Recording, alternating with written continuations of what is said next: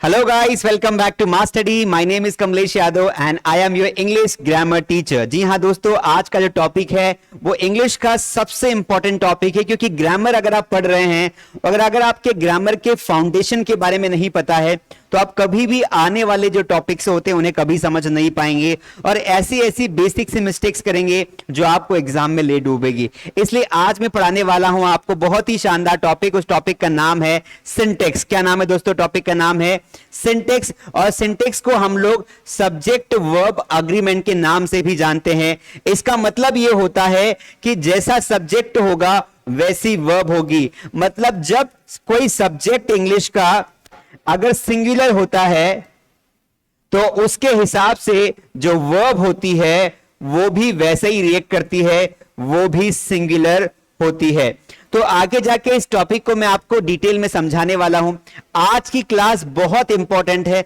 ऐसे लोग जो इंग्लिश को बिल्कुल बेसिक से समझना चाहते हैं, इंग्लिश का फाउंडेशन स्ट्रांग करना चाहते हैं, उनके लिए ये टॉपिक बहुत बड़ा है और एक बहुत बड़ा रोल प्ले करेगा। सिंटेक्स क्या होता है दोस्तों? कि जब इंग्लिश को लिखा जाता है या बोला जाता है तो किस तरीके से उसके बेसिक स्ट्रक्चर्स पर काम किया जाता है, सब्जेक्ट के हिसाब से कैसे पूरा का पूरा सेंटेंस बनाया जाता है। आपने देखा होगा कि जब हम कोई मकान बनाते हैं तो उस मकान का सबसे पहले क्या करते हैं? उसका फाउंडेशन बनाते हैं। क्या बनाते हैं? फाउंडेशन।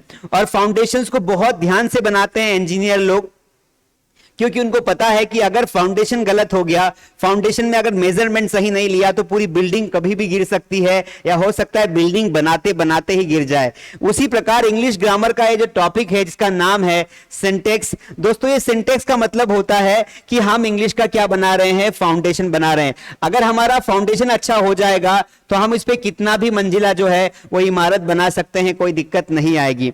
तो सिंटेक्स जो है वो ये बताता है कि आपको कैसे कैसे सेंटेंसेस के पैटर्न को समझना है। अगर आपका सब्जेक्ट सिंगुलर है तो आपको कैसे सिंगुलर वर्ब लेनी है, अगर आपका सब्जेक्ट प्लूरल है तो आपको कैसे प्लूरल वर्ब लेनी है, इंडेफिनिट प्रोनाउन के साथ किस प्रकार की वर्ब्स आएगी। तो अलग अलग एक बहुत बड़ा एरिया है। मैं सारे के सारे रूल्स आपके साथ आज डिस्कस करने वाला हूं। उसके पहले मैं आपको कुछ बेसिक जानकारी दे देता हूं। आपने ये कोर्स जरूर ज्वाइन कर लिया होगा जिसका नाम है English grammar for all competitive exams, और इसका एक और नाम है जो कोर्स अवेलेबल, उसका नाम है English grammar for all in one. मतलब ये जो कोर्स है ये ऑल इन वन है। इसको मैंने ऑल इन वन क्यों नाम दिया? इसका बहुत सिंपल सा रीजन है कि ये सभी कोर्सेज के लिए एक कोर्स है। आप चाहे किसी भी एग्जाम की तैयारी कर रहे हैं, चाहे आप, मैं हमेशा एक डायलॉग बोलता हूं कि पियोन के एग्जाम से लेके कलेक्टर के एग्जाम तक, चपड़ासी के एग्जाम से लेके यूपीएससी की तैयारी तक, अगर आपको इंग्लिश ग्रामर एग्जाम में आती है तो ये कोर्स आपको हेल्प करने वाला है,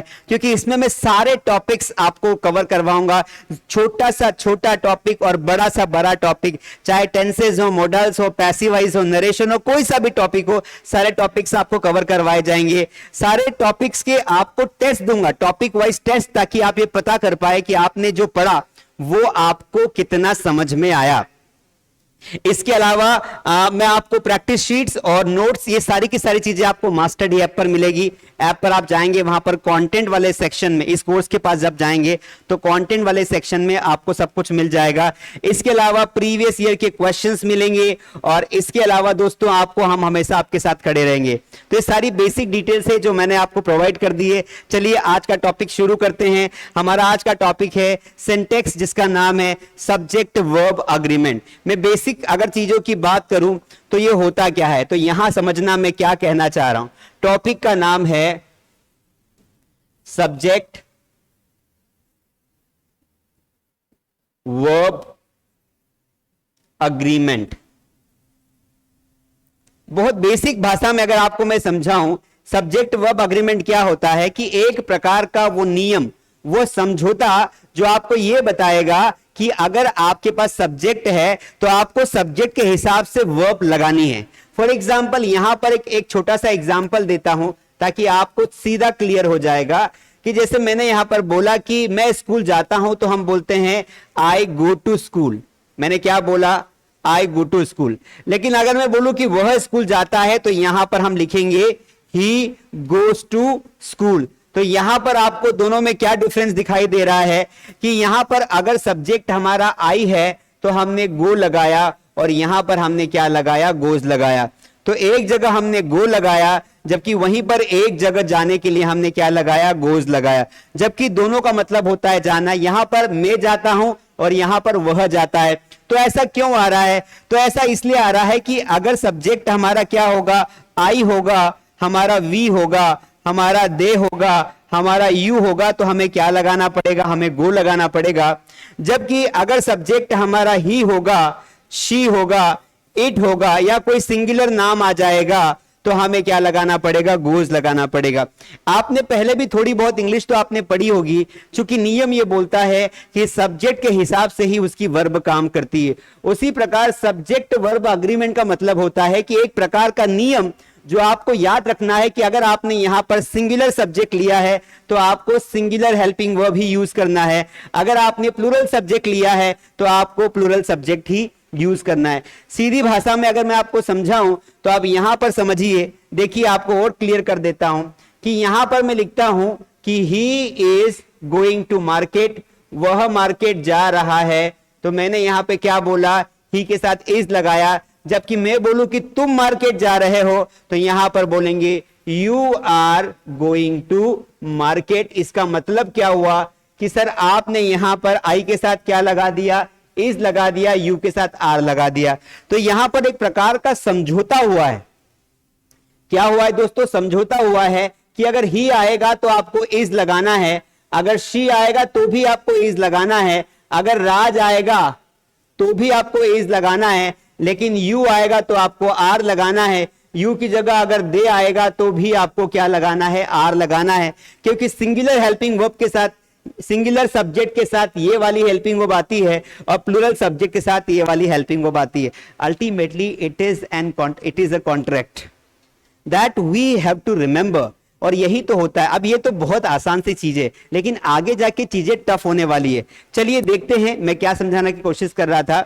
देखिए सबसे पहले हम इसकी डेफिनेशन यानी कि मीनिंग समझते हैं कि मीनिंग क्या है। यहां पर देखिए, किसी भी सेंटेंस में सब्जेक्ट के नंबर तथा पर्सन के अनुसार वर्ब का प्रयोग करना सब्जेक्ट वर्ब अग्रीमेंट कहलाता है। सीधी सी बात है। सब्जेक्ट का नंबर क्या होता है? सब्जेक्ट का नंबर दो प्रकार से हो सकता है। सब्जेक्ट का नंबर क्या होता है, यहां देखिए, अगर कोई सब्जेक्ट है तो वो दो प्रकार का हो सकता है। बेसिकली या तो वो क्या होगा, सिंगुलर होगा, या फिर वो क्या होगा, प्लूरल होगा। अब अगर सब्जेक्ट आपका सिंगुलर है तो उसके साथ सिंगुलर हेल्पिंग वर्ब लगानी। मान लीजिए सब्जेक्ट सिंगुलर कौन कौन से होते हैं, ही होता है, शी होता है, इट होता है, कोई नाम होता है, इनको हम लोग सिंगुलर मानते हैं। प्लूरल किसे मानते हैं? आई होता है, वी होता है, दे होता है, यू होता है, इन्हें हम क्या मानते हैं? बेसिकली अंग्रेजी के हिसाब से देखिए तो इन्हें हम क्या मानते हैं? प्लूरल मानते हैं। क्या मानते हैं?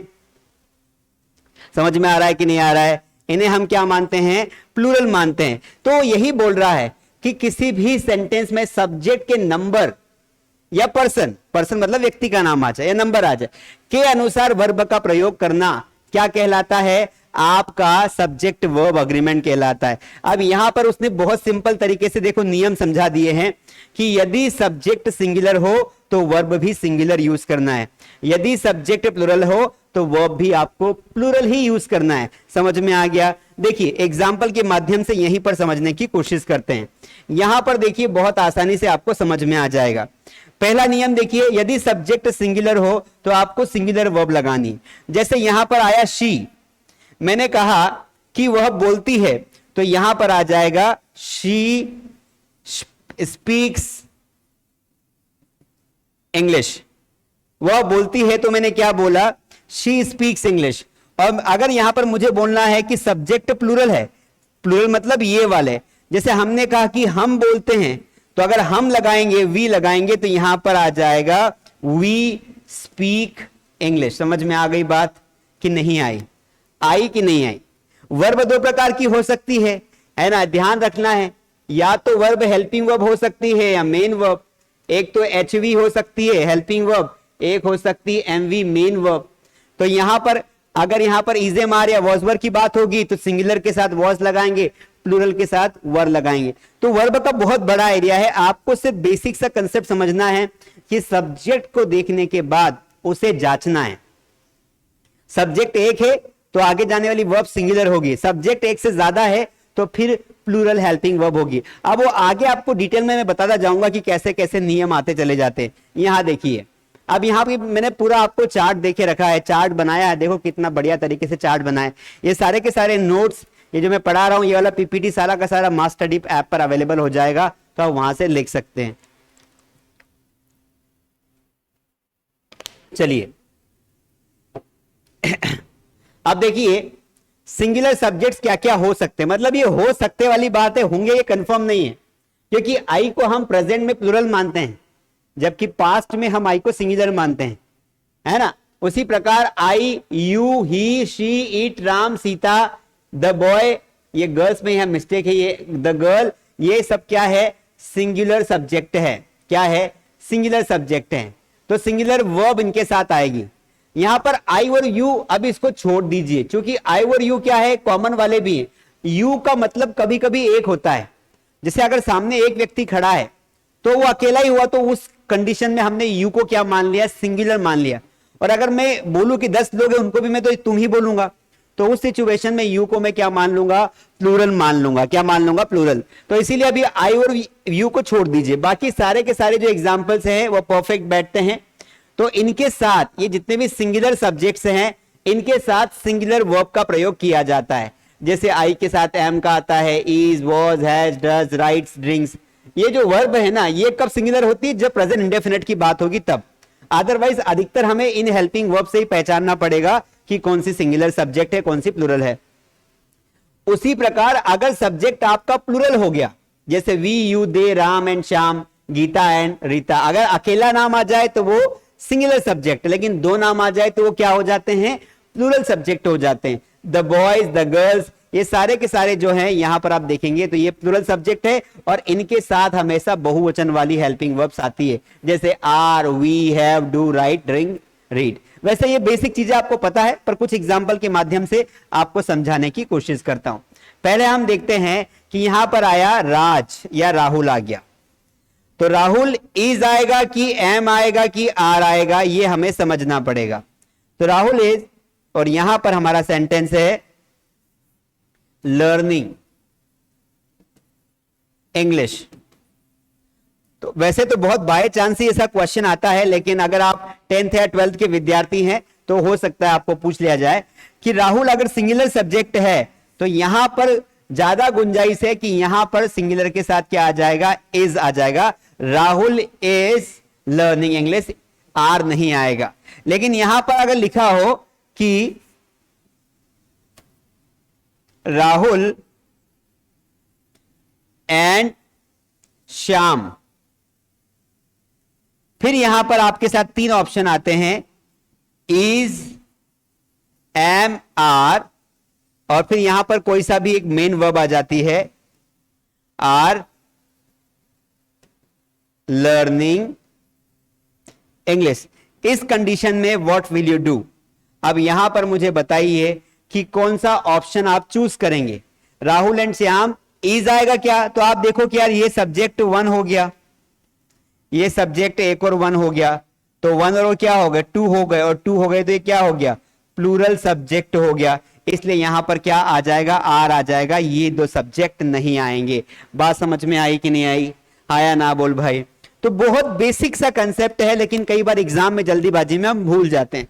तो ये बात आपको ध्यान रखनी है कि सब्जेक्ट अगर सिंगुलर है तो हेल्पिंग वर्ब क्या आएगी, सिंगुलर आएगी। सब्जेक्ट अगर प्लूरल है तो प्लूरल आएगी। कई बार हमें ये सहायक क्रियाएं दी नहीं होती है, कई बार क्या होता है, ये सहायक क्रियाएं हमें दी नहीं होती है, तो उस सिचुएशन में क्या करना हो, एक सेकेंड, उस सिचुएशन में हमें क्या करना होता है, उस सिचुएशन में हमें क्या करना होता है, हमें, एक सेकेंड, ये क्या हो रहा है भाई, इसको वापस सेट कर देते हैं। उस सिचुएशन में हमें क्या करना होता है, हमें प्रेजेंट इंडेफिनिट वाले केस में क्या होता है, प्रेजेंट इंडेफिनिट वाले केस में हमारे पास हेल्पिंग वर्ब होती ही नहीं है ना। जैसे थ्योरी हमें आइडेंटिफाई करने को कहा जाता है, यहां पर ही खालिस्तान अ लेटर, एग्जाम में क्वेश्चन आ गया कि वह पत्र लिखता है, और आपको उसने पूछ लिया और 4 ऑप्शन भी दे दिए कि चल बताओ भाई, फटाफट तुम बुद्धिमान लोगो तो बताओ कि यहां पर कौन सा ऑप्शन आएगा। ए, यहां पर राइट आएगा, बी यहां पर राइटिंग आएगा, सी यहां पर राइट्स आएगा, और डी यहां पर क्या आ जाएगा, रिटर्न आएगा। तो दोनों एंगल से आपको सोच के देखना है कि भाई यहां पर क्या आ सकता है, वॉट कैन कम हियर। ठीक है, तो आप बोलोगे सर राइट तो आ नहीं सकता है, क्योंकि सब्जेक्ट क्या है, सिंगुलर है। ही, यहां देखो ही क्या है, सिंगुलर है। तो सिंगुलर है तो वर्ब के साथ एस या एस लगेगा, अगर वो प्रेजेंट इंडेफिनिट टेंस है तो ये तो हो नहीं सकता है। राइटिंग, अगर ये टेंस होता कंटिन्यूअस का तो राइटिंग आता, ये भी नहीं हो सकता है। राइट्स, तो हाँ सर राइट्स होगा। राइट्स इसलिए होगा क्योंकि ही शी इट के साथ अगर वर्ब आती है तो उसके साथ एस या ईएस लगा दिया जाता है, इसलिए राइट्स होगा। और रिटर्न भी नहीं आएगा, क्योंकि रिटर्न कब आता है, वर्ब का थर्ड फॉर्म कब आता है, जब कोई टेंस, जब कोई वाक्य परफेक्ट बता रहा हो कि कोई काम कंप्लीट हो गया हो, तब आता है। तो अल्टीमेटली राइट, राइटिंग, राइट्स और रिटर्न, तो यहां पर राइट्स वाला आंसर आ जाएगा। बात समझ में आई कि नहीं आई? आ गई? हाँ या ना बोल भाई, आ गई? चलिए आगे बढ़ जाते हैं। अब हम इसको इरेज करके एक और क्वेश्चन आपको दे देते हैं, आपको एक और क्वेश्चन दे देते हैं। देखिए,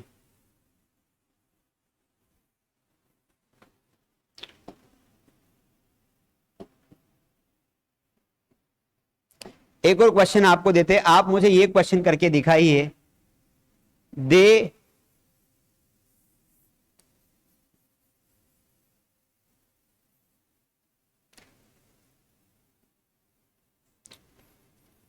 वो फुटबॉल खेलते हैं।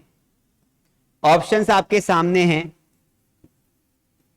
वो फुटबॉल खेलते हैं, प्लेज, या फिर बी वाले ऑप्शन में आ जाएगा प्ले, सी वाले ऑप्शन में आ जाएगा प्लेड, या प्लेड के बजाय प्लेइंग, और डी वाले ऑप्शन में आ जाएगा नन। नन का मतलब होता है इनमें से कोई नहीं। चलिए बताइए आपके हिसाब से इसमें कौन सा ऑप्शन होगा।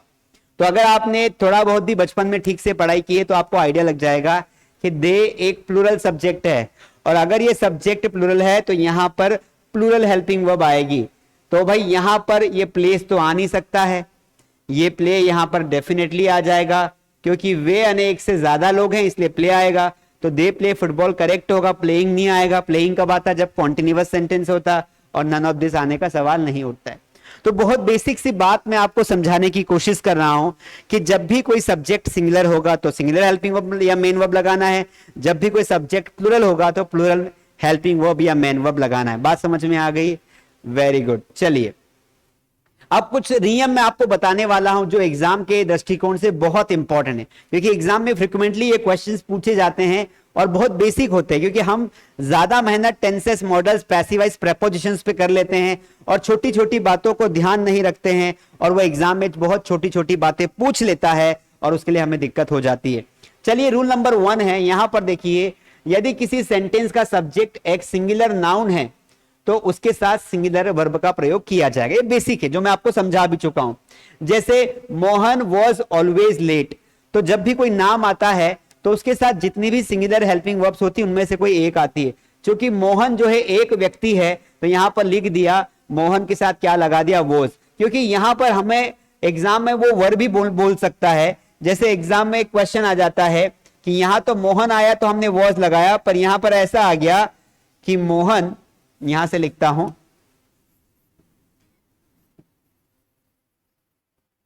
मोहन एंड राजू, खाली स्थान, मोहन राजू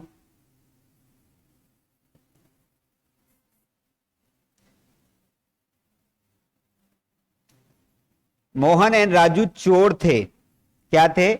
चोर थे। अब मुझे बताओ यहां पर कि मैं यहां पर क्या लगाऊं, और ऑप्शन में आ जाता है आपको कि भाई वॉज लगा दो, अगला बोलेगा आपको कि वर लगा दो, फिर अगला बोलेगा आपको कि कुछ मत लगाओ, बैठे रहो एग्जाम में। आप बताइए क्या लगाएंगे यहां पर? तो आप बोलेंगे सर बहुत सिंपल है, सब्जेक्ट एक होता तो मैं वॉज लगाता, लेकिन यहां पर सब्जेक्ट प्लूरल है, बहुवचन है, क्योंकि दो नाम आ गए हैं, तो मैं यहां पर वर लगाऊंगा। और जैसे आप वर लगाओगे तो आपकी झोली में एक नंबर गिर जाएगा और आपका काम हो जाएगा, आप समृद्ध यानी कि क्या बन जाओगे, आप पैसे वाले बन जाओगे। ठीक है, समझ में आ गया कि नहीं आया? तो उसी प्रकार ये एग्जाम्पल काम करता है कि नाउन अगर एक है ना, अगर नाउन क्या है, सिंगुलर है तो सिंगुलर हेल्पिंग वर्ब लगाना है। अगर ये दो नाउन मिल गई, फॉर एग्जाम्पल प्लूरल नाउन क्या होती है उसका एग्जाम्पल भी समझते हैं। जैसे यहां पर आ गया कि सम गर्ल्स ब्लैंक, कुछ लड़कियां खिलाड़ी हैं, प्लेयर्स हैं। अब यहां पर देखिए चूंकि गर्ल्स है और लड़कियां एक से ज्यादा है, तो यहां पर इजेमार अगर लगाने की बात करूं तो आर ही आएगा, इज नहीं आ सकता, क्योंकि यहां पर क्लियरली मेंशन है कि लड़कियां एक से क्या है, वो ज्यादा है। आगे बढ़ जाते हैं, रूल नंबर 2 देखिए, आई का प्रयोग सिंगुलर सब्जेक्ट के रूप में होता है, लेकिन इसके साथ सिंगुलर और प्लूरल वर्ब का प्रयोग किया जाता है। बहुत इंपॉर्टेंट हेड पॉइंट है, क्योंकि आई को लेके हमेशा ये कंट्रोवर्सी रही है कि आई है तो सिंगुलर, लेकिन इसके साथ अधिकतर हेल्पिंग वर्ब जो आती है वो आती है प्लूरल की। फॉर एग्जाम्पल अभी इसको ना समझे, और अगर आप इस बोर्ड के कोने में आ जाइए तो आपको कंसेप्ट क्लियर करवाता हूं। आई के साथ हम क्या लगाते हैं, हैव लगाते हैं, जबकि हैव का प्रयोग तो हम किसके साथ करते हैं अंग्रेजी में, वी के साथ करते हैं, दे के साथ करते हैं, यू के साथ करते हैं। जब हैव का प्रयोग हम वी के साथ, यू के साथ, दे के साथ करते हैं, जो कि प्लूरल नंबर के वर्ड्स हैं, तो फिर हम यहां पर आई तो एक ही होता है ना, जब मैं खुद की बात करता हूं तो मैं एक ही होता हूं। तो चूंकि ये उस समय का नियम है, इसका कोई स्पेसिफिक नियम नहीं है। चूंकि अंग्रेज लोग जो है वो प्रेजेंट में आई के साथ प्लूरल वर्ब भी लगाते थे, इसलिए हमें जब हम पढ़ेंगे ना प्रेजेंट टेंस, तब आई की गिनती ना इनके साथ ही करनी है, हैव के साथ करनी है। तो आई हैव फूड। लेकिन जब पास्ट होता है, देखिए यहां पर तो आपने क्या लगाया, आई हैव लगाया, लेकिन जब पास्ट होगा तो आई के साथ वॉज आएगा, जबकि वॉज क्या है, सिंगल रिप्रेजेंटेटिव वर्ड है, मतलब सिंगुलर नाउन को शो करता है। अगर मैं आपको और डिटेल में समझाऊं तो पास्ट में क्या होता है ना, वॉज का इस्तेमाल किसके साथ किया जाता है, ही, शी, इट या नेम के साथ। जैसे मैंने कहा कि ही वॉज अ टीचर, वह क्या है, एक टीचर है। लेकिन जब आई की बारी आती है तो आई के साथ भी हम क्या लगाते हैं, वॉज ही लगाते हैं। मतलब आई जो है पास्ट में इनके साथ ऐड हो गया, किनके साथ ऐड हो गया, इनके साथ ऐड हो गया। मतलब पास्ट में आई को क्या मान लिया गया, सिंगुलर। जबकि प्रेजेंट की बात होती है तो प्रेजेंट में वो इनके ग्रुप में होता है, जहां पर इनके साथ जो हेल्पिंग वर्ब आती वो भी इसी के साथ आती। बात समझ में आई कि नहीं आई? उसी प्रकार यहां पर अगर हम एग्जाम्पल देंगे तो यहां पर उसने यही तो बोला है कि आई एक ऐसा वर्ड है जो जिसके साथ सिंगुलर वर्ब भी आ सकती है, क्या आ सकती है, सिंगुलर वर्ब भी आ सकती है, और इसके साथ प्लूरल वर्ब भी आ सकती है। बात समझ में आई कि नहीं आई? सिंगुलर भी आ सकती है, प्लूरल भी आ सकती है। अब यहां पर देखिए example, I am a teacher, मैं एक शिक्षक हूं। क्योंकि आई एक सिंगुलर सब्जेक्ट माना है तो इसी के साथ एम को सिंगुलर वर्ब मानकर यहां पर लिखा गया है। आई वॉज अ स्टूडेंट, अब आई को देखिए पास्ट में क्या माना गया है, सिंगुलर सब्जेक्ट माना गया है, और उसी के लिए यहां पर आई के साथ वॉज लगाया, जो कि एक सिंगुलर वर्ब मानी जाती है। मैं एक विद्यार्थी था, लेकिन किंतु यहां पर देखिए आई है तो सिंगुलर क्योंकि एक ही व्यक्ति होता है, लेकिन उसके साथ वर्तमान में have a cycle, I have a cycle, मेरे पास एक साइकिल है। तो यहां पर हैव जो है वो क्या है, एक प्लूरल हेल्पिंग वर्ब है, तो यहां पर उसके साथ क्या लगा दिया गया है, प्लूरल हेल्पिंग वर्ब लगा दिया गया है। और यहां पर देखिए I write a letter, in the same case, I को अगर आपने पहले यहां पर और यहां पर सिंगुलर माना था तो फिर यहां पर क्यों प्लूरल माना? तो इसीलिए आई जो है, ये जो रूल आपको लिखा हुआ है कि आई जो है दोनों के साथ एक्ट करता है। आपको याद करना पड़ेगा कि मुझे कहां आई के साथ सिंगुलर हेल्पिंग वर्ब लगानी है और कहां प्लूरल लगानी है। तो इसकी ट्रिक एक ही है कि जब आप प्रेजेंट टेंस की बात करोगे तो प्रेजेंट टेंस में जब आप आई का इस्तेमाल करोगे, चाहे वो कोई सा भी टेंस हो, चाहे वो इंडेफिनेट हो, कॉन्टिन्यूअस हो, परफेक्ट हो, परफेक्ट कॉन्टिन्यूअस हो, तब वहां पर आपको उसके साथ प्लूरल हेल्पिंग वर्ब लगानी, जबकि पास्ट में आपको उसके साथ सिंगुलर हेल्पिंग वर्ब लगानी है। चलिए, ये बहुत छोटी छोटी बातें हैं, अभी आगे और कठिन आएगी। अगर आपको ये कोर्स अच्छा लग रहा हो, ये सीरीज अच्छी लग रही हो, तो आप अपने दोस्तों के साथ जरूर से शेयर करें। और ऐसे हमारे हिंदी मीडियम के भाई बहन जो बिल्कुल बेसिक से इंग्लिश ग्रामर को पढ़ना चाहते हैं, उन्हें आप ए क्लासेस के बारे में जरूर शेयर करें, उन्हें बताएं। और उन्हें भी बोले कि मास स्टडी ऐप डाउनलोड करो और वहां से घर बैठे अपने कंफर्ट जोन में इंग्लिश बोलना सीखो, बिल्कुल नाम मात्र की फीस में। इंग्लिश को समझना सीखो, ग्रामर पढ़ना सीखो नाम मात्र की फीस में। यू का प्रयोग सिंगुलर और प्लूरल सब्जेक्ट के रूप में होता है। देखो अब यू होता तो वैसे प्लूरल है, हमने हमेशा उसको प्लूरल ही माना है ना, क्योंकि यू के साथ आर आता है, यू के साथ डू आता है, लेकिन यहां दोनों कंडीशंस है, ठीक है, ध्यान रखना है। तो यू को चूंकि अगर जब हम यहां पर वो ये बोलना चाह रहा है कि यू अगर कभी कभी एक व्यक्ति को डिनोट करे तो वो सिंगुलर सब्जेक्ट हो जाएगा। यू कभी अगर एक से ज्यादा व्यक्तियों को डिनोट करे तो वो क्या हो जाएगा, प्लूरल हो जाएगा। लेकिन सब्जेक्ट चाहे वो सिंगुलर हो, लेकिन दोनों ही केस में इसके साथ हमेशा प्लूरल वर्ब का प्रयोग किया जाता है। बात समझ में आई? इसके साथ हमेशा प्लूरल वर्ब का प्रयोग किया जाता है, चाहे वो एक को बताए या दो को बताए। बात समझ में आ गई? जैसे यू आर अ स्टूडेंट, अब जैसे यहां पर अ लगा है, इससे ये क्लियर हो रहा है कि आप तो एक ही हो, तभी तो अ लगाया है। सब्जेक्ट सिंगुलर होगा तभी तो ऑब्जेक्ट सिंगुलर होगा ना। तो तुम एक छात्र हो, मैंने कहा कि तुम एक छात्र हो, तो एक छात्र हो तो आप हो तो एक ही, फिर भी हमने यहां पर यू के साथ क्या लगा दिया, प्लूरल हेल्पिंग वर्ब लगाया है। देखिए यू के साथ आर लगाया है, यू के साथ इज नहीं लगाया है, ठीक है। तो यू आर अ स्टूडेंट, तो यहां पर यू को हमने सिंगुलर माना, ऑब्जेक्ट भी सिंगुलर है, लेकिन फिर भी हमने क्या किया, प्लूरल हेल्पिंग वर्ब लगाई। उसी प्रकार यहां देखिए यू गो देयर, तुम वहां जाओ। अब यहां पर तुम में एक से ज्यादा लोग भी हो सकते हैं, पता नहीं कितने हैं, क्योंकि यहां पर ऑब्जेक्ट है ही नहीं तो पता नहीं चलेगा। तो तुम वहां जाओ, तुम में दो व्यक्ति भी हो सकते, चार व्यक्ति भी हो सकते, इसलिए यहां पर गोस की जगह पर हमने क्या लगाया, गो लगाया। जबकि यहां पर अगर ही होता तो हम क्या बोलते, यहां पर हम बोलते ही गोज, क्या बोलते, ही गोज। लेकिन यू है जिसे हम प्लूरल मानते हैं, तो यहां पर आ जाएगा plural helping verb. You are engineers, है ना, चूंकि एक से ज्यादा लोग होंगे तभी तो यहां पर ऑब्जेक्ट में बहुवचन दिया, इंजीनियर्स है। तुम एक इंजीनियर हो, एक नहीं हो, तुम इंजीनियर्स हो, तुम बहुत सारे इंजीनियर्स हो। यू वर प्लेइंग, तुम खेल रहे थे, तो यहां पर भी एक से ज्यादा लोग हैं। तो अल्टीमेटली यू का कहानी ऐसी है कि कभी कभी वो सिंगुलर सब्जेक्ट बन जाता है, कभी प्लूरल बन जाता है। पता कैसे चलेगा कि यू सिंगुलर है, तो ऑब्जेक्ट को देखिए। अगर आपका ऑब्जेक्ट यहां पर एक है, सिंगुलर ऑब्जेक्ट है, तो समझ जाना कि यू का प्रयोग एज अ सिंगुलर सब्जेक्ट के रूप में हुआ है। जबकि अगर ऑब्जेक्ट प्लूरल होगा तो आपको समझ जाना है कि यू का प्रयोग एज अ प्लूरल सब्जेक्ट के रूप में हुआ है। चलिए आगे बढ़ जाते हैं। इन सभी चीजों के टेस्ट आपको ऐप पर हम अवेलेबल करवा देंगे, ठीक है। आप उन टेस्ट को जरूर अटेंड करें, उनको दे और उनसे क्लेरिफाई करें कि आपको कितना समझ में आ रहा है। आप इस क्लास को एक बार फिर देख सकते हैं अगर आपको एक बार में नहीं क्लियर होता है। तो कभी कभी ऐसा होता है कि एक बार में चीज समझ में नहीं आती।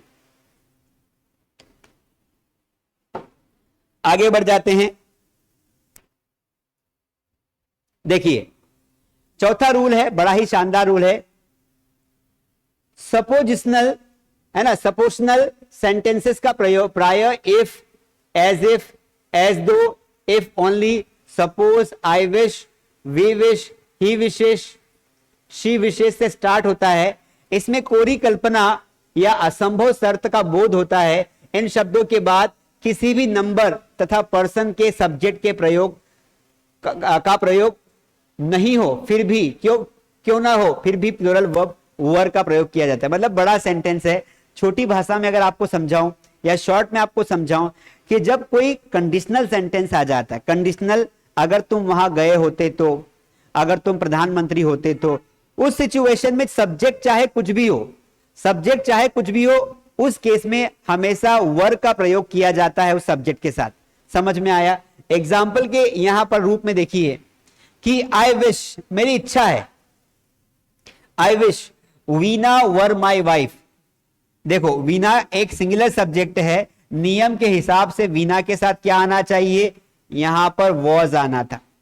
वीना के साथ क्या आना था, वीना के साथ, चूंकि वीना एक महिला है और एक ही है, तो वीना के साथ यहां पर आना था वॉज, ये करेक्ट था। लेकिन यहां पर देखिए आई विश, मेरी इच्छा है, मैं चाहता हूं कि काश वीना मेरी पत्नी होती, है ना, काश वीना मेरी पत्नी होती। एक पत्नी से भाई साहब का लगता है मन नहीं भर रहा है, इसलिए वो, है ना, स्वर्ग को प्राप्त करना चाहता है, इसलिए वो सोच रहा है कि वीना वर माई वाइफ। तो यहां पर चूंकि पहला सेंटेंस कंडीशनल है इसीलिए यहां पर वर लगाया गया है। अगला सेंटेंस देखिए, इफ, ये कंडीशन लग गई, if he were my boss, अगर वो मेरा बॉस होता, ही वुड सस्पेंड मी, तो वो मुझे सस्पेंड कर देता। तो यहां पर देखिए कि ही चूंकि एक सिंगुलर सब्जेक्ट है लेकिन ही के साथ फिर भी वर लगाया। क्यों लगाया? क्योंकि यहां पर कंडीशन है। जैसे मैं बोलूं कि अगर मैं पहला सिंपल सेंटेंस बोलता हूं कि मैं डॉक्टर होता, है ना, तो मैं यहां पे क्या बोलूंगा? आई एम अ डॉक्टर, मैं डॉक्टर हूं, तो सिंपली क्या बोलूंगा? I am a doctor.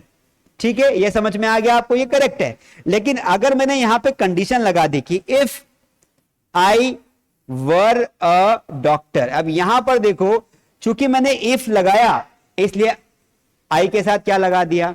वर लगा दिया। बात समझ में आई कि नहीं? उसी प्रकार कोई सी भी कंडीशन हो जाए, है ना, जैसे शी विशेस, ही विशेस, जैसे वी विश, हम सोचते हैं, हम कल्पना करते हैं, तो क्या बोलेंगे? We wish. क्या विश करते हैं? वी विश यू या we wish she were a dancer. हम सोचते हैं कि काश वो क्या होती? एक डांसर होती। हमें ऐसा लगता है कि काश वो क्या होती? वो डांसर होती। हम सोचते हैं, हम विश करते हैं ऐसा। यहां पर अगर शी होगा तो शी के साथ क्या आ जाएगा? विशेष आ जाएगा। विशेष क्यों? क्योंकि सी अगर सिंगुलर सब्जेक्ट है तो विश के साथ ईएस लग जाएगा, क्योंकि प्रेजेंट इंडेफिनिट का नियम है कि अगर सब्जेक्ट सिंगुलर होगा तो ऐसे यस लगाएंगे। तो जब भी कोई कंडीशनल सेंटेंस होगा तो वहां पर सब्जेक्ट कुछ भी हो, सिंगुलर हो या प्लूरल हो, आपको उसके साथ वर लगाना है। क्या लगाना है? ये वाला वर लगाना है। ठीक है, आगे बढ़ जाते हैं। अगला नियम देखिए, रूल नंबर 5 देखिए क्या बोलता है। ऑप्टेटिव सेंटेंस में, है ना, ऑप्टेटिव सेंटेंस में सिंगुलर सब्जेक्ट के साथ प्लूरल वर्ब का प्रयोग किया जाता है। अगर सेंटेंस ऑप्टेटिव है तो यहां पर देखिए समझ में आएगा। ऑप्टेटिव मतलब क्या होता है? जब हम कोई एक्सक्लेमेंटरी सेंटेंसेस का इस्तेमाल करते हैं, विस्मयादि बोधक या कोई विशेष देते हैं, जैसे लॉन्ग लीव अवर फ्रेंडशिप, हमारी जो दोस्ती है वो क्या रहे? अमर रहे। हमारी दोस्ती क्या रहे? वो अमर रहे, परमानेंट रहे। तो यहां पर देखिए लॉन्ग लीव, ये जो लीव है ये एक प्लूरल हेल्पिंग वर्ब है, क्योंकि अगर सिंगुलर वर्ब होती, helping verb sorry main verb है, तो लीव का क्या आता? लीव्स होता, क्योंकि फ्रेंडशिप तो एक ही है ना, फ्रेंडशिप हमारी दोस्ती। तो आवर फ्रेंडशिप मतलब एक सिंगुलर ये सब्जेक्ट हो गया, पीछे आ रहा है। पर चूंकि यहां पर देखिए ये साइन लगा हुआ है जिसको बोलते हैं विस्मयादि बोधक चिन्ह, जिसमें हम दुआएं देते हैं, बद्दुआएं देते हैं, है ना, तो उस केस में चाहे सब्जेक्ट कुछ भी हो सकता है, हमेशा प्लूरल हेल्पिंग या मेन वर्ब का प्रयोग किया जाता है। तो लॉन्ग लीव अवर फ्रेंडशिप, अगर यहां पर अगर ऐसा लिखा हुआ था यहां पर एग्जाम में तो वो गलत हो जाता। अगर ऐसा लिख देता वो गलती से और आपको बोलता कि बताओ कहां पर गलती है, तो आप बोलते सर ये तो सही लग रहा है। क्यों सही लग रहा है? क्योंकि ये जो फ्रेंडशिप है ये तो सिंगुलर सब्जेक्ट है, तो ये सही है, लेकिन ये गलत होता है। क्यों? क्योंकि यहां पर आप ये देखो कि इसने एक्सक्लेमेशन मार्क यूज किया है, जो ये बताता है कि आप जो है दुआएं दे रहे हैं। God save the king, God saves नहीं आएगा, क्या आएगा? गॉड सेव द किंग, है ना, मतलब हे भगवान राजा को बचा लेना, हे भगवान राजा को बचा लेना। तो उसी प्रकार यहां पर बहुत सारे सेंटेंस आ सकते। तो गॉड क्या है? एक सिंगुलर एंटिटी है, एक है ईश्वर, पर उसके साथ हमने प्लूरल मेन वर्ब का प्रयोग किया। ठीक है, समझ में आया कि नहीं आया? आया कि नहीं आया? तो इस तरीके से हम और भी बहुत सारे एग्जांपल्स देख के हम बना सकते हैं। आगे देखिए 6th रूल देखिए जो बहुत इंपॉर्टेंट है दोस्तों। ये सारा का सारा कंटेंट, ऐसे तो सिंटेक्स का जो टॉपिक हम पढ़ रहे हैं ये बहुत बड़ा चैप्टर है, लेकिन मैंने बहुत शॉर्ट में बहुत ढूंढ ढांड के आपके लिए अच्छे रूल्स ही मैं आपके लिए लाया हूं। ये वो सारे रूल्स है जो कहीं ना कहीं एग्जाम में आते रहते हैं। यहां पर देखिए यदि टू सिंगुलर नाउन्स एंड से जुड़ी हो तो सेंटेंस, जो भी सेंटेंस का सब्जेक्ट होगा उसके साथ प्लूरल हेल्पिंग वर्ब या मेन वर्ब का प्रयोग किया जाएगा।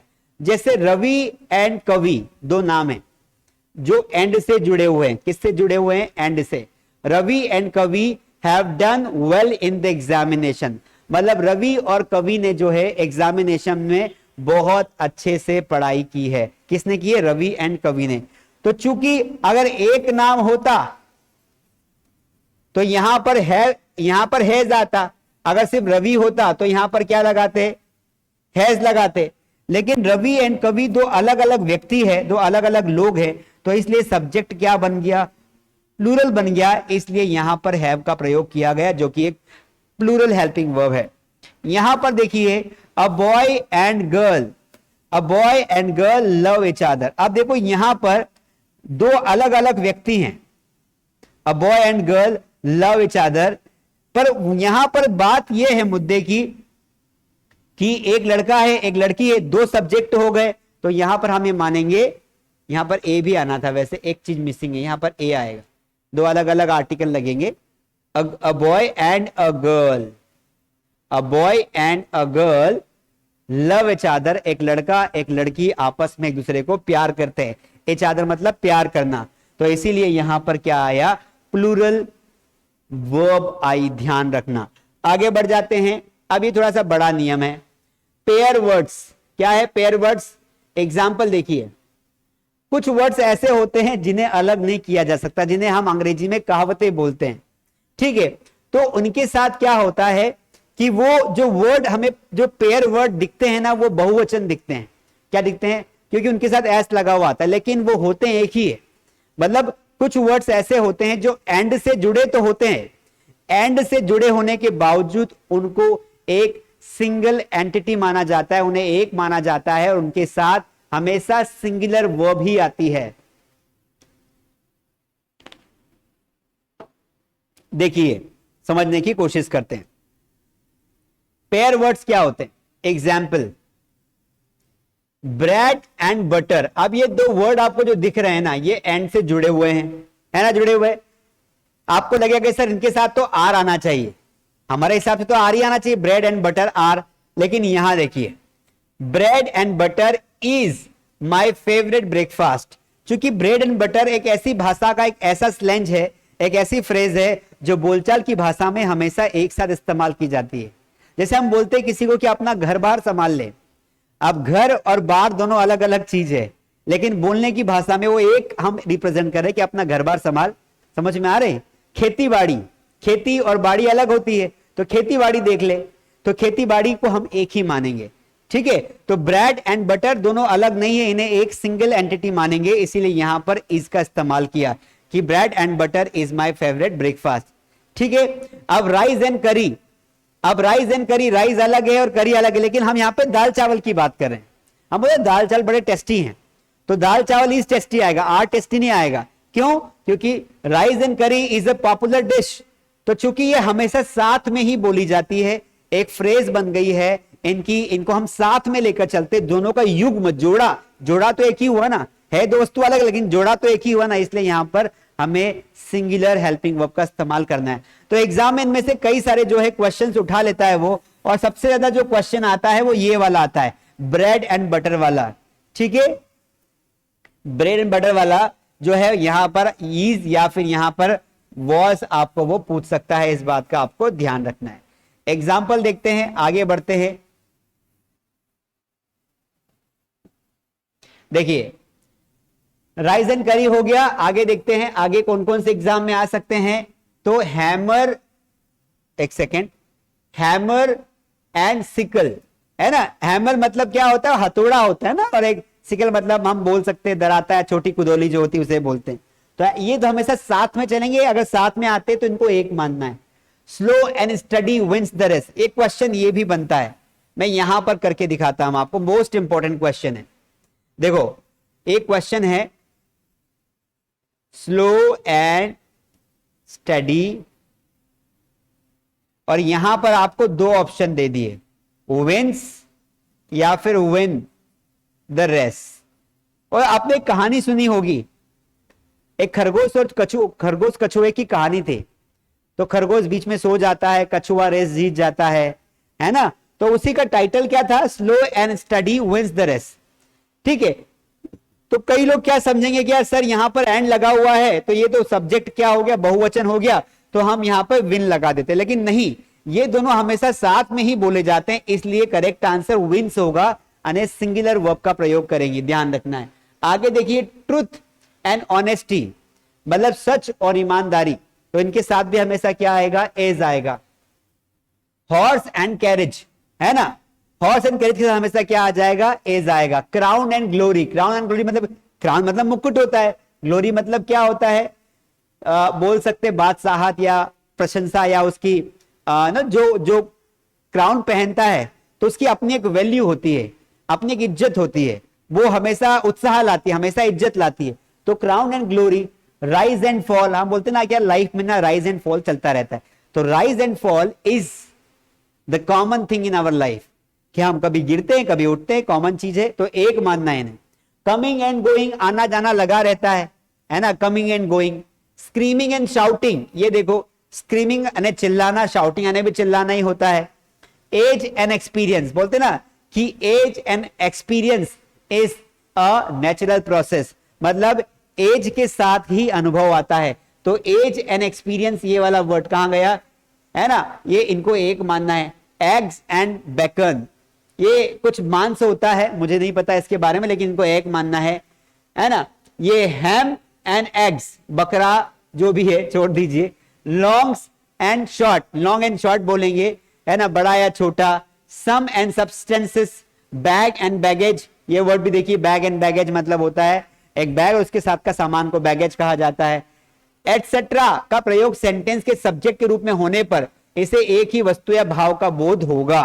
समझ में आया कि नहीं आया? ये इतने सारे जो आपको दे रखे हैं, इन्हें हमेशा आप क्या करेंगे, एक मानेंगे। व्हाट विल यू डू, इनको एक कंसिडर करना है। आगे बढ़ जाते हैं। यदि सिंगुलर, यदि यहां फोकस करना, यदि दो सिंगुलर काउंटेबल नाउन को एंड से जोड़कर सेंटेंस के सब्जेक्ट के रूप में प्रयुक्त हो तो इसे क्लास का, इसे उसकी क्लास का बोध हो तो इसके साथ प्लूरल वर्ब का प्रयोग करते हैं। देखो यहां पर ध्यान देखना है कि कई बार क्या होता है, दो सब्जेक्ट एंड से जुड़े होते हैं। नॉर्मली नियम क्या है कि जब भी कोई दो सब्जेक्ट एंड से जुड़े होंगे तो उनके साथ हमें प्लूरल हेल्पिंग वर्ब लगाना है। जैसे you and I R ready होगा, क्या होगा, आर रेडी, क्योंकि तुम अलग हो मैं अलग हूं। लेकिन जब ये दोनों क्या बोल रहा है कि जब कोई सिंगुलर काउंटेबल नाउन, मतलब वो एक हो और वो काउंटेबल नाउन हो, तो उस सिचुएशन में यहां पर प्लूरल वर्ब आती है। जैसे time and tide wait for none, fire and water do not agree, gold and silver are precious metal. तो चूंकि ये जितने भी वर्ड है इनको हमें फ्रेज नहीं मानना है, इनको हमें इंडिपेंडेंट सब्जेक्ट मानना है। तो ये हमारा सब्जेक्ट वन हो गया, ये हमारा अलग सब्जेक्ट वन हो गया, या इसको हम बोल सकते हैं सब्जेक्ट टू। तो दोनों सब्जेक्ट अलग अलग हैं, इसलिए यहां पर स्वाभाविक से बात है कि प्लूरल वर्ब लगा रहे हैं। जैसे हम यहां पर करते थे कि रवि एंड श्याम, इनके साथ हम क्या लगाएंगे, तो ये कोई फ्रेज तो है नहीं इसलिए आर लगाएंगे, है ना। जबकि इसके पहले हमने क्या किया था, ये सब कहावतें हैं, मुहावरे हैं, बोलचाल की भाषा में आम बन चुके थे, इसलिए हमने इनके साथ इस का इस्तेमाल किया। लेकिन हर बार ऐसा नहीं करना है कि जो भी एंड से जुड़ा हुआ हो, अगर अलग अलग सब्जेक्ट हैं तो आपको उनके साथ नियम अनुसार उन्हें प्लूरल वर्ब इस्तेमाल करना है। फायर एंड वाटर दोनों अलग अलग हैं, तो उनके साथ डू नॉट लगाएंगे, डज नॉट नहीं लगाएंगे। Fire and water do not agree, है ना, जैसे बोलते हैं ना आग पानी की कभी दोस्ती नहीं हो सकती। Gold and silver are precious metal, gold अलग है सिल्वर अलग है, दोनों को अलग अलग मानकर हम क्या करेंगे, उनके साथ आर लगा देंगे, यानी कि हम क्या लगा देंगे, उनके साथ एक प्लूरल वर्ब लगाएंगे। आगे बढ़ जाते हैं, एक सेकेंड।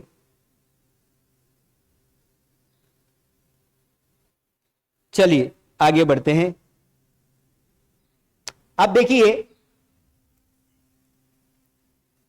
अब यहां पर देखिए दोस्तों, रूल नंबर 8, यदि दो सिंगुलर नाउन्स एंड से जुड़े हो तथा फर्स्ट सिंगुलर नाउन के पहले आर्टिकल और पजेसिव एडजेक्टिव्स का प्रयोग हो तो इससे साथ सेम पर्सन अर्थात एक ही व्यक्ति का बोध होता है, अतः इसके साथ सिंगुलर वर्ब का प्रयोग होता है।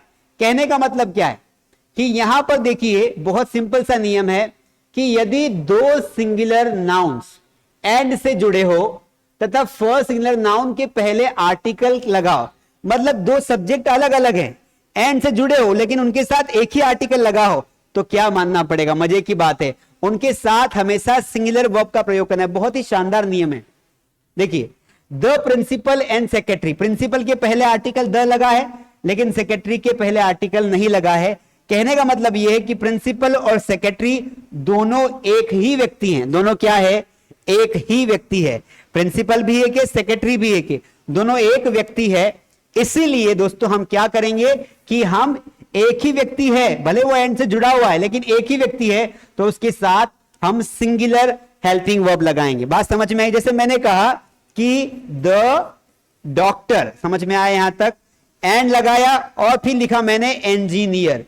तो चूंकि मैंने डॉक्टर के पहले द लगाया लेकिन इंजीनियर के पहले द नहीं लगाया, तो ये दोनों एक ऐसा व्यक्ति है, एक ही व्यक्ति जो है ना, वो डॉक्टर भी है और आपका वो क्या है? वो इंजीनियर भी है। बात समझ में आया? वो डॉक्टर भी है और वो इंजीनियर भी है, इसीलिए दोनों को एक माना जाएगा। और इन दोनों के साथ जब हम हेल्पिंग वर्ब लगाएंगे तो वो वॉज लगाएंगे, सिंगुलर या फिर प्रेजेंट में बात करेंगे तो इज लगाएंगे। बात समझ में आई कि नहीं? आ गई? एक ही व्यक्ति जो प्राचार्य और सचिव दोनों है, क्योंकि दोनों के साथ, इसके साथ अगर आर्टिकल लगा होता तो दोनों अलग अलग होते, लेकिन एक ही व्यक्ति दो अलग अलग पोस्ट के पहले एक ही आर्टिकल लगाया है, मतलब वो एक व्यक्ति है, इसलिए यहां पे वॉज लगाया गया। My uncle and guardian has come to see me, मेरे अंकल, माई अंकल और गार्जियन, ये माई जो लगाया एडजेक्टिव, ये जो एडजेक्टिव लगाया है ये अंकल के पहले लगाया, इसके पहले तो नहीं लगाया, इसलिए अंकल और गार्जियन दोनों एक ही व्यक्ति है, इसलिए यहां पर हैज का इस्तेमाल किया गया। एक ही व्यक्ति जो मेरे चाचा और गार्जियन दोनों है। A poet and philosopher has come, जो व्यक्ति कवि होता है वो कभी कभी फिलोसोफर भी होता है ना? तो यहां पर आर्टिकल ए का इस्तेमाल पोएट के पहले किया गया, इसके पहले नहीं किया गया, तो पोएट और फिलोसोफर एक होगा, चाहे वो एंड से जुड़ा हो, फिर भी इसके साथ हम जो है हैज लगाएंगे। आपको ध्यान रखना है। एक क्वेश्चन मैं आपको टाइप कर देता हूं, फटाफट आप समझ जाएंगे, ठीक है? एक क्वेश्चन में टाइप कर देता हूं तो आप समझ जाएंगे। होल्ड ऑन दोस्तों, चलिए एक क्वेश्चन आपको बता देता हूं।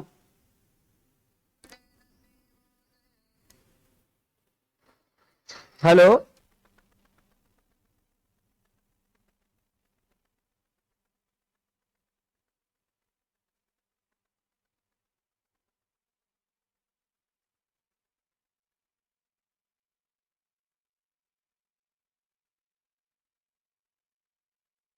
आगे बढ़ते हैं।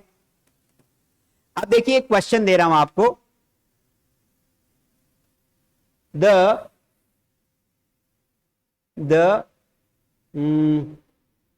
The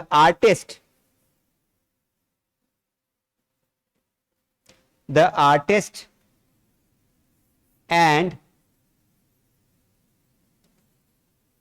singer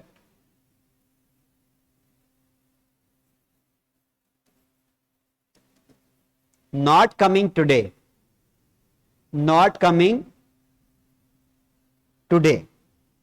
and your options are like this। आपके ऑप्शंस इस प्रकार है।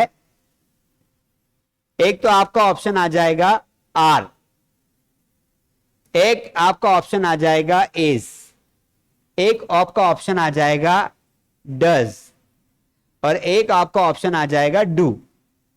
चलिए, अब इन सभी में से आप कौन सा आंसर टिक करेंगे? तो आप बोलेंगे कि सर बहुत आसान है। देखिए सर, यहां पर आर्टिस्ट है एक व्यक्ति और एक व्यक्ति सिंगर है ना? तो सर सिंपल सी बात है, एक बात हमें दिखाई दे रही है, वो बात यह है कि ये दोनों अलग अलग व्यक्ति नहीं है, ये दोनों एक ही व्यक्ति है। क्यों? क्योंकि एक ही आर्टिकल का इस्तेमाल किया गया है। तो जो व्यक्ति आर्टिस्ट है वही व्यक्ति सिंगर है, तो एक ही व्यक्ति है, इसलिए यहां पर क्या आ जाएगा? इज आएगा। तो ये तो आ नहीं सकता यार, यही वाला आएगा। और ये भी सिंगुलर तो ये भी है, लेकिन ये प्रेजेंट इंडेफिनिट में इस्तेमाल होता है। यहां पर वर्ब की फोर्थ फॉर्म दी हुई है कमिंग, तो कमिंग के हिसाब से मैं यहां पर इज जाऊंगा, क्योंकि इज के साथ हमेशा वर्ब का फोर्थ फॉर्म आता है। समझ में आया कि नहीं आया? आ गया? कंसेप्ट क्लियर है? चलिए आगे बढ़ जाते हैं। अब देखिए वही नियम वापस आपके पास आता है और वो ये बोलता है कि अगर कोई दो वर्ड दो शब्द एंड से जुड़े हुए हैं, दो सब्जेक्ट, लेकिन दोनों नाउन्स के पहले आर्टिकल्स हो, दोनों नाउन्स के पहले आर्टिकल्स लग जाएंगे तो दोनों को टू डिफरेंट पर्सन मानेंगे और उन दोनों के साथ प्लूरल वर्ब का प्रयोग करेंगे। एग्जाम्पल के माध्यम से समझने की कोशिश करते हैं। देखिए यहां पर द प्रिंसिपल, ये स्पेलिंग गलत है, पिछली बार भी गलत थी क्या? एक सेकेंड, ये सही थी, यहां पर ये स्पेलिंग गलत है, यहां पर ये स्पेलिंग गलत है, प्रिंसिपल की स्पेलिंग ये आएगी, ठीक है। The principal and the secretary were there. अब यहां पर वर क्यों लगाया? क्योंकि ये प्रिंसिपल के आगे द लगा और सेक्रेटरी के पहले भी द लगा, तो ये दोनों अलग अलग हो गए। दो व्यक्ति जिनमें एक प्राचार्य और दूसरा सचिव है, जब दोनों सब्जेक्ट के अलग अलग आर्टिकल्स होंगे या प्रोजेसिव वर्ड्स होंगे, उस सिचुएशन में दोनों को अलग मानकर उनके साथ हम बहुवचन वाली जो है प्लूरल वर्ब लगाएंगे। My uncle and my guardian, देखो इसके साथ माय लगा, इसके साथ भी माय लगा, अलग अलग पॉजिटिव एडजेक्टिव लगा दिए, तो अंकल अलग हो गया, गार्जियन अलग हो गया। My uncle and my guardian, guardian मतलब जो मेरा ध्यान रखने वाला होता है। हैव कम टू सी मी, ये हैव लगाया, जबकि पिछली बार हमने क्या किया था, यहां पर हैज लगाया था। My uncle and guardian has लगाया क्योंकि यहां पर आर्टिकल नहीं था, लेकिन यहां पर देखो आपके यहां पर हैव लगाया है। A poet and a philosopher have come, दोनों के साथ अलग अलग आर्टिकल लगा है, पोएट के साथ अलग ए लगा है, फिलोसोफर के साथ अलग ए लगा है। दो अलग अलग व्यक्ति हैं दोनों, इसलिए आर्टिकल अलग अलग लगाया है, और दो व्यक्ति होंगे तो हमारा सब्जेक्ट हो जाएगा बहुवचन और हम लगा देंगे उसके साथ प्लूरल हेल्पिंग वर्ब। एक क्वेश्चन करके देखते हैं, जैसे मैंने बोला कि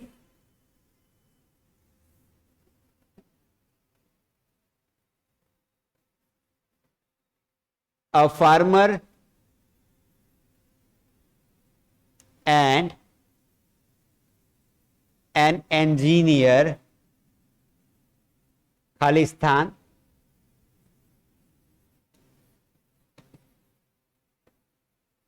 waiting for me.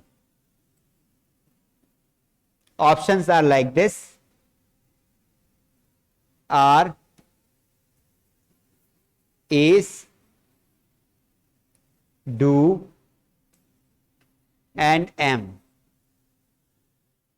बताइए मित्रों यहां पर हम क्या पुट करें? What should I put here? बताइए, बताओ क्या पुट करें? What should I write? A farmer and engineer waiting for me।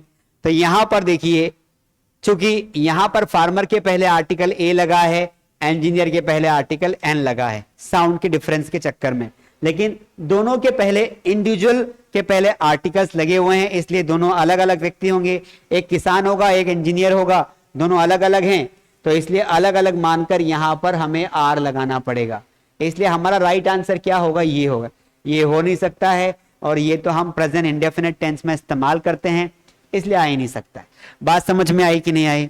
तो नियम यही बोल रहा है, अगर इन दोनों के पहले इस यहां आर्टिकल नहीं होता, सिर्फ यही होता, तो दोनों एक व्यक्ति होते तो हम सिंगुलर हेल्पिंग वर्ब लगाते।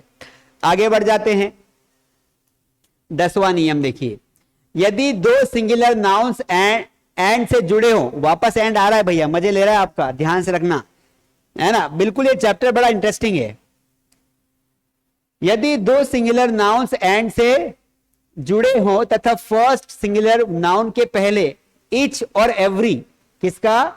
इच और एवरी का प्रयोग हो गया, तो प्रत्येक सिंगुलर नाउन के पहले इच और एवरी का प्रयोग हो तो इसे सिंगुलर वर्ब का प्रयोग मानना है। मतलब अल्टीमेटली ये बोल रहा है कि जब किसी सब्जेक्ट के साथ इच और एवरी लगाओ, देखो each pen and pencil is red, अगर दोनों सब्जेक्ट अलग अलग है, एक तो इच पेन है, मैं रेड से ऐसे सर्कल करता हूं, एक तो इच पेन है और ये पेंसिल है, लेकिन इच को उसने कॉमन ले लिया।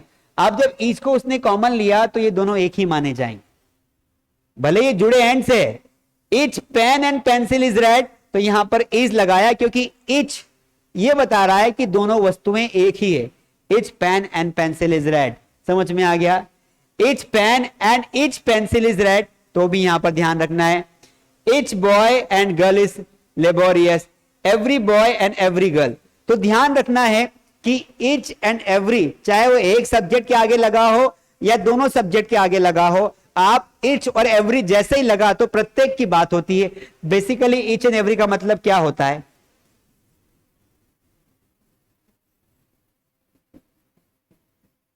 इसका मतलब ही होता है प्रत्येक। और प्रत्येक को जब आप प्रत्येक को ध्यान से पढ़ेंगे तो प्रत्येक का मतलब होता है प्रति एक।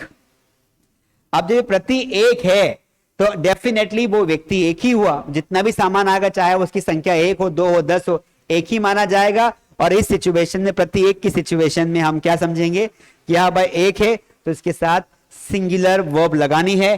तो यहां पर इज लगाया, यहां पर इज लगाया, यहां पर इज लगाया, यहां पर इज लगाया। उसी प्रकार एवरी आ जाए, ईच एंड एवरी आ जाए, तब भी हमें उसके साथ सिंगुलर हेल्पिंग वर्ब का प्रयोग करना है। आगे बढ़ जाते हैं। देखिए rule number 11, each of, either of, neither of के साथ हमेशा प्लूरल प्रोनाउन लगती है। क्योंकि अगर आप मेरी क्लासेस को रेगुलरली अटेंड कर रहे हैं तो मैंने ये रूल पहले बता दिया है कि जब भी किसी कंजंक्शन के बाद हमेशा अगर वहां पे ऑफ लग रहा है तो वो प्लूरल होता ही है। ईच ऑफ, देखो यहां पर ईच ऑफ दीज, ये देखो ईच लगा, उसके बाद अगर ऑफ लगाया तो ऑफ के बाद यहां पर प्लूरल वर्ड ही आता है। ईच ऑफ दीज 4 पेन्स, ये सभी 4 पेने, ये सभी 4 पेने क्या है? Is red. ठीक है। Each of those 2 boys is gentle. Each, either लगा यहां पर, neither of, neither of these, each of, ये सारे के सारे वर्ड के साथ आप दिमाग में घोट लीजिए कि क्या होगा, एक सेकेंड, कि इनके साथ सिंगुलर वर्ब ही आएगी। क्या आएगी? सिंगुलर वर्ब ही आएगी। ध्यान रखना है। Each of these 4 pens is red, ये सारी चारों पेन क्या है? रेड है। तो क्योंकि चारों पेन का एक बंच माना जाएगा इसलिए इसके साथ इज आएगा। ईदर ऑफ दोज, इन दोनों में से कोई एक, जब कोई, भले ही यहां पर आपको बॉयज दिख रहा है लेकिन ये ईदर लग गया ना, तो दोनों में से कोई एक है इसलिए यहां पर सिंगुलर वर्ब आएगी। तो इन दोनों में से कोई एक जेंटल है, बहुत अच्छा है, तो यहां पर इन दोनों में से कोई एक होगा इसलिए यहां पर हमने इज लगाना है। Neither of you knows English, तुम दोनों में से किसी एक को भी इंग्लिश नहीं आती है, तो नीदर ऑफ का मतलब होता है दोनों में से कोई एक, इसलिए यहां पे नोज आ गया। आगे देखिए, neither of these 2 students is laborious, ये दोनों के दोनों गधे जो है ना, इन दोनों में से किसी कोई एक भी जो है मेहनती नहीं है। लेबोरियस का मतलब होता है मेहनती होना, दोनों में से कोई एक भी क्या है? मेहनती नहीं है। Each of them, each of them, ये सभी, इसमें से प्रत्येक, वॉज अ रॉबर, ये सारे के सारे जो है वो क्या थे? ये लुटेरे हैं, चोरी करने वाले हैं। तो अल्टीमेटली आपको ध्यान रखना है कि जहां पर ये चारों वर्ड आ जाए, each of, either of, neither of, plural, सभी के साथ जो वर्ड होता है वो तो क्या होता है? प्लूरल होता है। मतलब ये ऐसा कहने का मतलब है, सिंपल भाषा में अगर आपको समझाएं, कि जैसे ये इच लिखा है ना, अब ये ऑफ आता है ना, इसके बाद जो वर्ड होगा वो हमेशा प्लूरल होगा। क्या होगा? इच ऑफ दी बॉयज, ये बॉयज आ गए। लेकिन इसके साथ जो वर्ब आएगी ना वो इज या सिंगुलर होगी। जैसे मैंने बोला कि नीदर ऑफ दी गर्ल्स, क्योंकि नियम यह है कि ऑफ लगा तो आपको बहुवचन लगाना पड़ेगा, लेकिन फिर भी यहां पर जो भी वर्ब आएगी वो सिंगुलर ही आएगी। बात समझ में आया कि नहीं आया? आ गया? Very good. चलिए आगे बढ़ जाते हैं। अगला rule, rule number 12। 12 rule number क्या बोल रहा है भाई? Etch, every, either, neither plus singular countable noun का प्रयोग सेंटेंस के सब्जेक्ट में हो तो इसके साथ सिंगुलर वर्ब होती। सिंपल सी बात है, एक ही बात को हम बार बार आपको समझा रहे हैं। Etch boy was handsome, etch और एवरी लगा, ईदर लगा, तो उसे हम क्या मानेंगे? सिंगुलर मानेंगे। चाहे उसके अलावा आपका एवरीबडी हो, जैसे यहां पर इच लग गया, मैंने यहां पर एवरीबडी लगा दिया, तो एवरीबडी के साथ क्या लगाओगे? इजी लगेगा, क्योंकि एवरीबडी मतलब एक व्यक्ति की बात हो रही है। एवरीवन, सभी, एवरीवन इज रेडी, एवरीवन के साथ भी क्या आ रहा? तो जितने भी एवरीवन, एवरीबडी, समबडी, इनके साथ आपको क्या लगाना पड़ेगा, आपको हमेशा सिंगुलर हेल्पिंग वर्ब लगानी पड़ेगी। इस बात का आपको ध्यान रखना है। तो दोस्तों ये मैंने कुछ एग्जांपल्स लिए थे जो एग्जाम में अक्सर आपको कंफ्यूज करते हैं, और ये सिंटेक्स का पूरा पार्ट था। सिंटेक्स में हमने समझा कि किस तरीके से हम क्या कर सकते हैं, हम इनके साथ क्या लगा सकते हैं, कौन सी हेल्पिंग वर्ब लगाएंगे कौन से सब्जेक्ट के साथ। इसके अलावा दोस्तों अगर आप इंग्लिश बोलना चाहते हैं, अगर आपको लगता है कि स्पोकन इंग्लिश एक बहुत इंपॉर्टेंट चीज है, तो ये हमारे कुछ बहुत ही शानदार कोर्स हैं जो लाखों लोगों ने ज्वाइन किया है ना, लाखों लोग इंग्लिश सीख रहे हैं मास्टरडी ऐप पर। ये हमारा बेस्ट स्पोकन इंग्लिश कोर्स है। इस कोर्स में आपको बेसिक से इंग्लिश सिखाई जाती है। इस कोर्स का नाम है बेस्ट स्पोकन इंग्लिश कोर्स। 6 महीने का कोर्स आता है, बहुत कम प्राइस है, आप कॉल करके जानकारी ले सकते हो। और ये हमारा एक्सपर्ट बैच है। अगर आप में से कोई ऐसे लोग हो जिनको अंग्रेजी बोलने की बात करो, ग्रामर की बात नहीं हो रही, अगर ऐसे लोग हो जो बेसिक इंग्लिश जिनको आती है, दे अंडरस्टैंड क्या क्या बोल रहा है सामने वाला, लेकिन प्रैक्टिस की वजह से इंग्लिश नहीं बोल पाते हैं, इस सिचुएशन में हम आपको प्रैक्टिस करवाएंगे। ये 3 महीने की एक्सपर्ट एडवांस बैच है जिसमें हम प्रैक्टिस करवाते हैं, तो आप ये भी ज्वाइन कर सकते हैं। आपको जाना कहां होगा, मास्टरडी ऐप पर जाइए, वहां पर आप अपने मनपसंद कोर्स ज्वाइन करिए और हमें कॉल करिए ताकि हम आपको लाइव क्लास में ऐड कर पाए। इसके अलावा अगर आप अकेले इंग्लिश पढ़ना चाहते हैं, आपको लगता है कि मुझे बैच में नहीं पढ़ना है, ऑनलाइन क्लास में मुझे अकेले को कोई टीचर पढ़ा दे तो मैं सीख जाऊंगा, तो इसको बोलते हैं पर्सनल इंग्लिश ट्रेनर।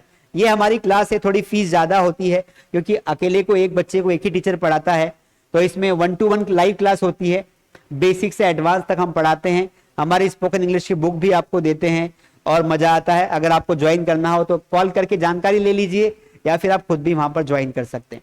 ये मेरी बहुत ही शानदार बुक है। इस बुक का नाम है मास्टरडी स्पोकन इंग्लिश बुक। इस बुक में जो है हमने वो सब कुछ दिया है स्पोकन इंग्लिश का जो आपको दुनिया की किसी बुक में नहीं मिलेगा।